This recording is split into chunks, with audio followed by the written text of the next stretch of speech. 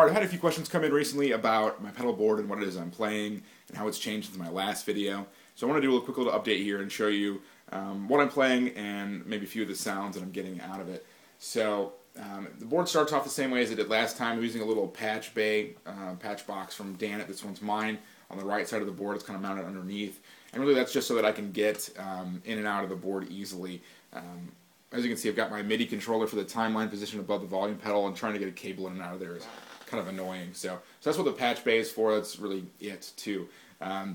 The volume pedal is an Ernie Ball Jr. I changed the pot out for a 25K pot. It's minutia, but I don't know. I sort of like the sweep better. Whatever, it doesn't matter.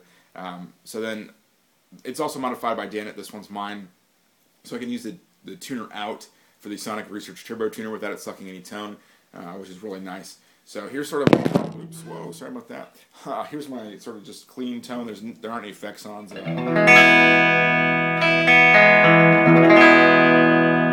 that's that. From the volume pedal, it goes up to the diamond compressor, which is on pretty much all the time. So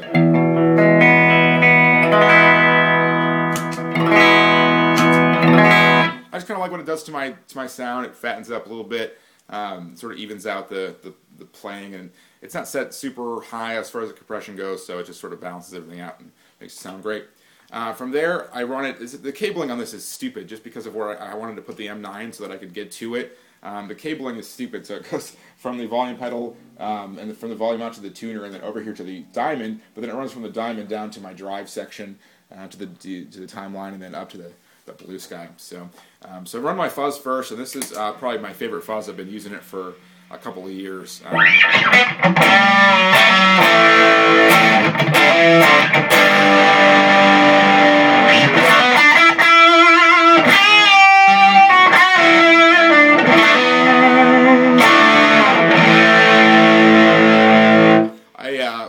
Up until recently was using the full-size version of the Lunar Module Deluxe, but this is the Mini. I don't know if you guys can see this. I'll grab the camera here and focus in. This is the Mini version, so it's got all the same controls on there, but it's just regular size and not the big box version. So that's really nice for saving some pedal board space, and I like that quite a bit.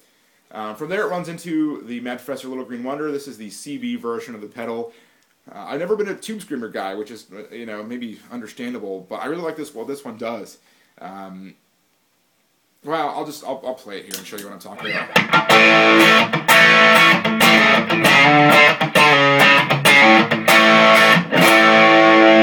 So it's got this body control on here, which is kind of interesting. Over here, it's sort of more raw. I'll turn the gain up just a little bit. But then as you roll the body knob over, it really smooths out.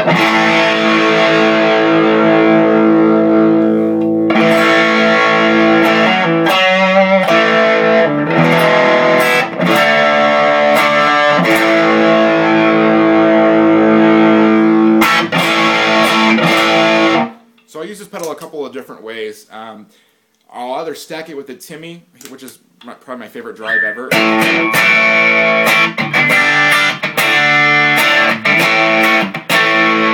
So that's sort of my standard drive tone. So I'll either pull the gain back a little bit and set it on this side of the body control for just more sort of a more intense rhythm sound.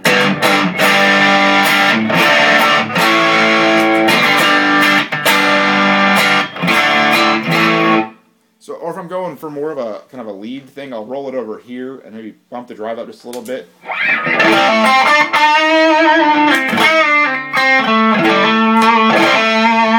So it's just kind of smooth and nice and whatever. But the Timmy is really the core of the board for me. It's my main drive, but it also makes my other pedals sound better, I think. So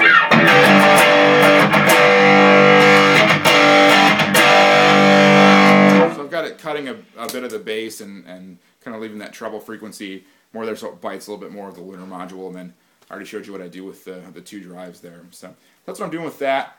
Actually from there this chain runs up to the M5, which I just recently got. It all came out of me wanting another pedal on the board to sort of help me do what the Space did.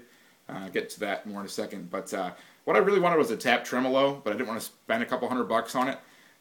So any pedal makers out there, if you can make a tap tremolo, with maybe not all the fancy rhythm options and everything. Just make that for, you know, 150 bucks or so, and I'll be happy.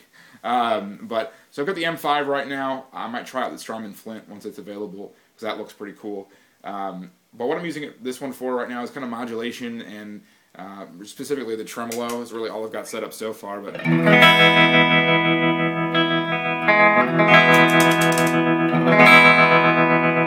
which is really nice. I mean, you know, the M5 does a great job of just giving you a whole lot of sounds in one box. It's the footprint's a little bigger than maybe I prefer, but whatever, it works for now. So I haven't really set up a whole lot in this because, like I said, I just got it. So in the future, I think I'll maybe set up some delays or, you know, other modulations or whatever. So that's what the M5 is doing, and then it comes down to the timeline, which I mean everybody knows about.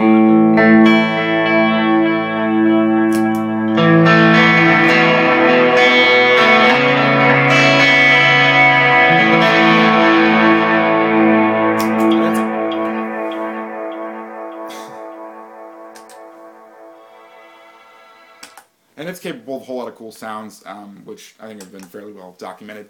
And then it goes up to the Blue Sky. This is sort of my standard, just kind of basic reverb sound.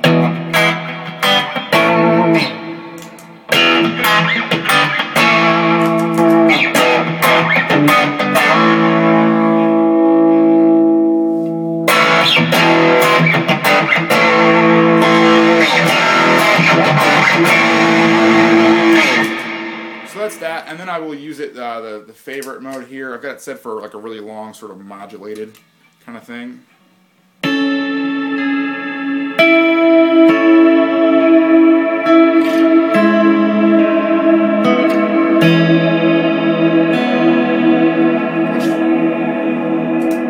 Which I will use in conjunction with maybe a longer delay like this one for swells.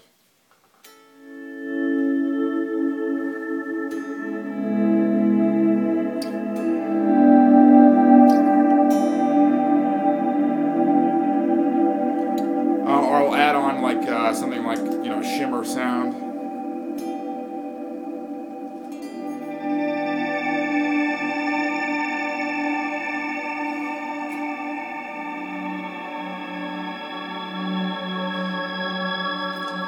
Which is cool.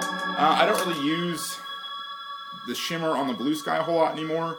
Every now and again I'll flip it over there if I'm trying to do something else with a delay. But yeah, so that's really my board. You got the MIDI controller up here that I can use with the time, sort of the flange sound that can do. Sort of this dirty sweep kind of thing. Reminds me a little bit of like a phaser, whatever. This is my...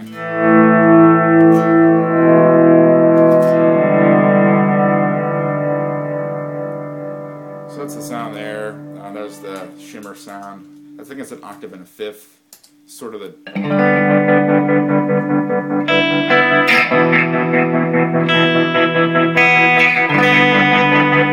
Sort of the tremolo things, the reverse, it's fun.